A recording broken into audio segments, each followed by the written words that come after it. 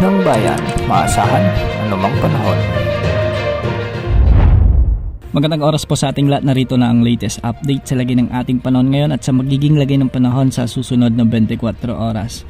Nararamdaman pa rin natin ang mainit o malinsangang panahon at ito ay dahil sa umiiral na easterlies at nakakaapekto ngayon ito sa malaking bahagi o silangan ng ating bansa. Dahil nga sa easterlies ay asahan ang maulap na papawirin na may mga kalat-kalat na pagulan na may kasamang thunderstorms sa may Aurora at Quezon Province.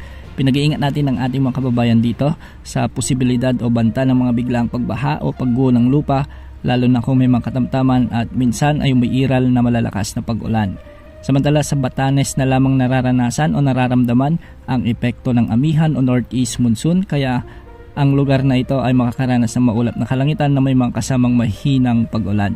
Para naman sa Metro Manila, sa nalalabing bahagi ng Luzon, ang buong Visayas at Mindanao ay magiging bagyang maulap hanggang sa maulap din ang mga kalangitan na may mga isolated rain showers and thunderstorms. Dulot pa rin ito ng mainit na easterlies.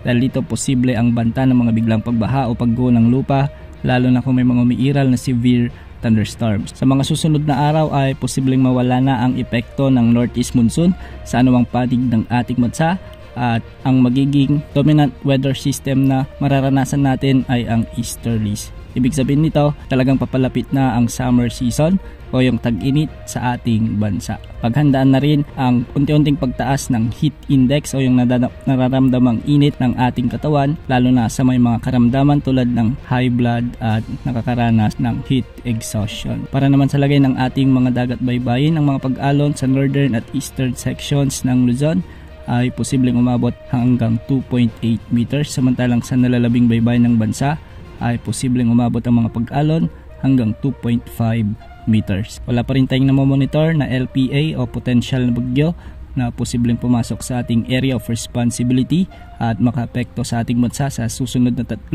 hanggang 5 araw.